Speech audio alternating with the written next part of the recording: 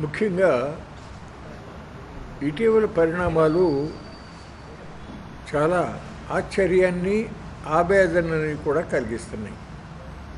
ఉదాహరణకి మీకు తెలుసు, శ్రీశైలం ప్రాజెక్టు దగ్గర 2009 వరదలకి యాప్రాన్ దగ్గర చాలా పెద్ద గుంట పడింది అనేది లోగడ కూడా చెప్పాను, పత్రికల్లో వచ్చింది, మీ అందరికీ తెలిసిన విషయమే.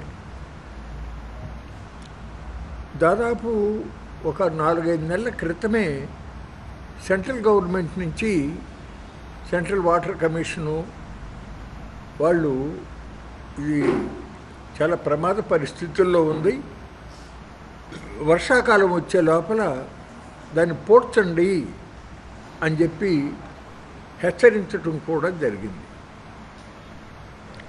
అవేమీ చెయ్యకపోగా, పూడ్చకపోగా సెంట్రల్ వాటర్ కమిషన్ నుంచి వాళ్ళు ఇంకా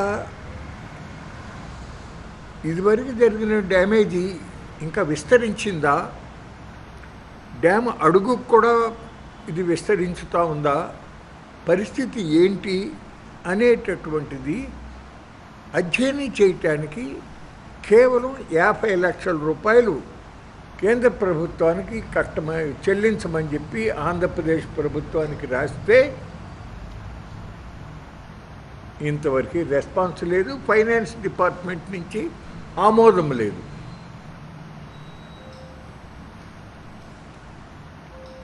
అట్లాగే ఇవాళ ఖరీఫ్ సీజన్ జూన్ నుంచి మొదలవుతుంది.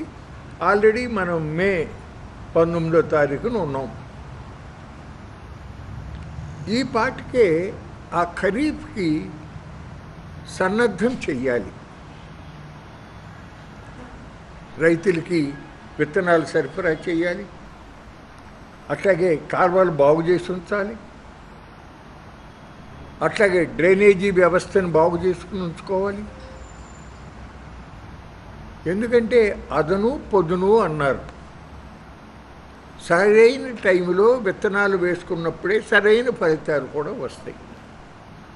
అటువంటిది ఈ సంవత్సరం ఇంకా విత్తనాలు, వివిధ రకాల పంటలకు కావాల్సిన విత్తనాలు అగ్రికల్చర్ డిపార్ట్మెంట్ సైడ్ నుంచి ఇంకా సిద్ధం చెయ్యలేదు అనేటటువంటి వార్త మనం చూస్తున్నాం. కేవలం 150 కోట్లు.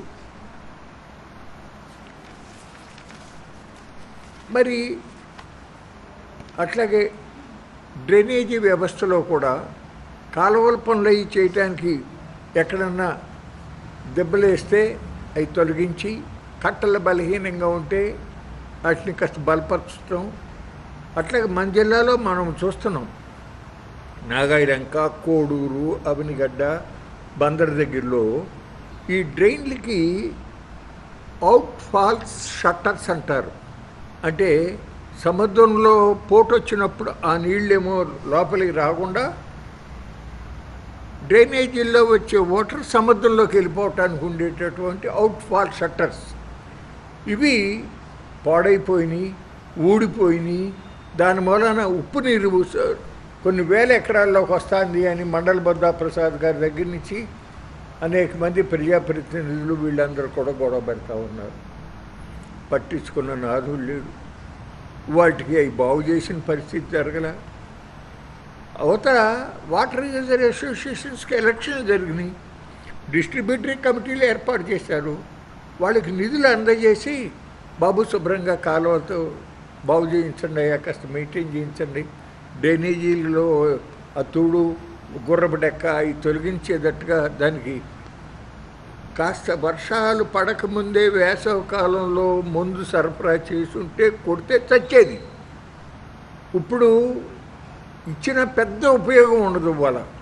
అంటే ఇవన్నీ కూడా చూస్తూ ఉంటే ఇది చంద్రబాబు నాయుడు గారు ముఖ్యమంత్రిగా ఉండి వాళ్ళ ఆంధ్రప్రదేశ్ ప్రభుత్వంలో ఈ పరిస్థితులు జరుగుతూ ఉంటే బాధాకరంగా ఉంది. గతంలో ఎప్పుడూ ఆయన సీఎంగా ఉన్నప్పుడు ఇట్లా జరిగేది కాదు. సుదీర్ఘకాలం అనుభవం ఉంది, అన్ని నిర్ణయాలలో నేను ఏకీభవించలేకపోయినా ఇటువంటి మినిమం విషయాల్లో ఆయన ఎక్కడ లోటు రాకుండా జాగ్రత్తగా చూసేవాడు.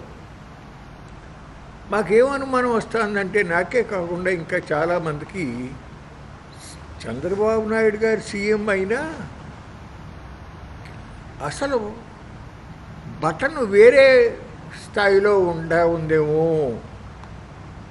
ఆ స్థాయిలో ఉన్న వ్యక్తికి వీటి యొక్క అవగాహన లేదేమో, ఏ టైంలో ఏ పనులు చేయించాలి, దానికి డబ్బులు ఎట్లా విడుదల చేయించాలి అనేటటువంటి అవగాహన లేనటువంటి వ్యక్తుల వద్ద ఆ బటన్ నొక్కేటటువంటి అధికారం ఉండటం వలన నేను చెప్పను, అది లేకపోతే జరగదు. చంద్రబాబు నాయుడు ఇంత తెలివి తక్కువ పనులు చేస్తాడని నేను చెప్పలేను. తర్వాత ఇంకొక విషయం ఏంటంటే, ఇప్పుడు మీకు ఒక కాగితం ఇచ్చాను, అదేంటో తెలుసా అండి?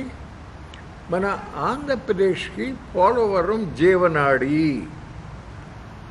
2014 నుంచి 2019 వరకు ఇదే చంద్రబాబు నాయుడు గారు సోమవారం పోలవరం,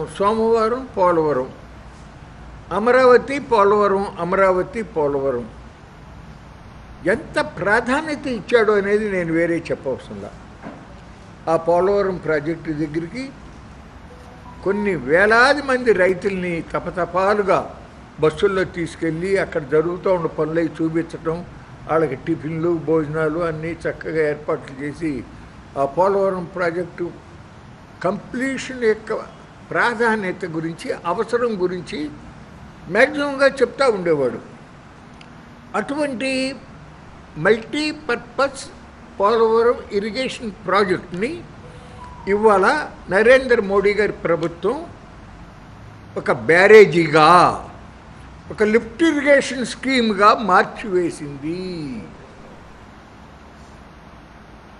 గతంలో రీఆర్గనైజేషన్ యాక్ట్లో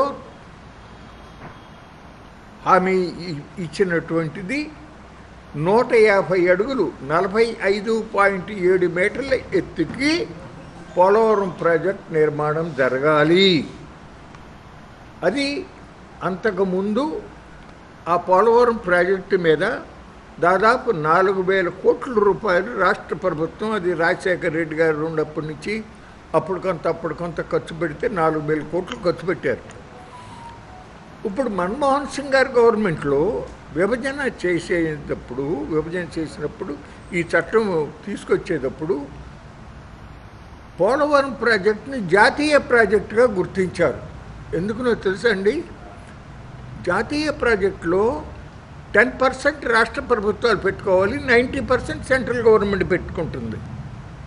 అప్పటికే 4,000 కోట్లు రాష్ట్ర ప్రభుత్వం ఖర్చు చేసి ఉంది కాబట్టి బహుశా ఒక 35-40 కోట్లతో మొత్తం ప్రాజెక్ట్ అవుతుంది. కాబట్టి ఆ కండిషన్ దాదాపు ఫుల్ఫిల్ అయిపోయినట్టే అనే ఉద్దేశంతో పోలవరం ప్రాజెక్ట్ని జాతీయ ప్రాజెక్ట్ అంది.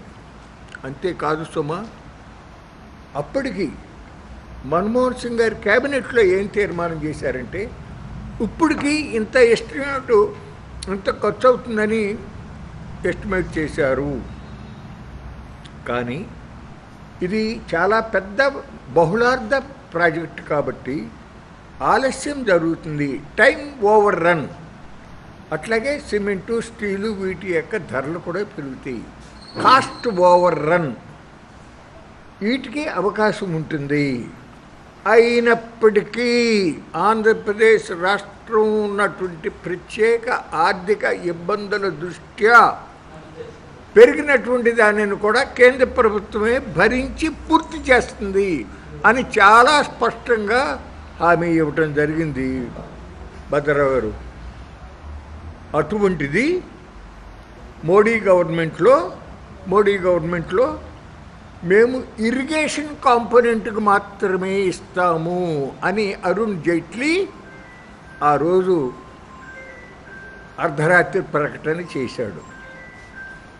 అప్పుడు ఒప్పుకోవటమే ఒక తప్పు చంద్రబాబు నాయుడు గారు. ఆ రోజు స్పెషల్ ప్యాకేజీకి, స్పెషల్ కేటగిరీ స్టేటస్కి బదులు స్పెషల్ ప్యాకేజీకి అంగీకరించు.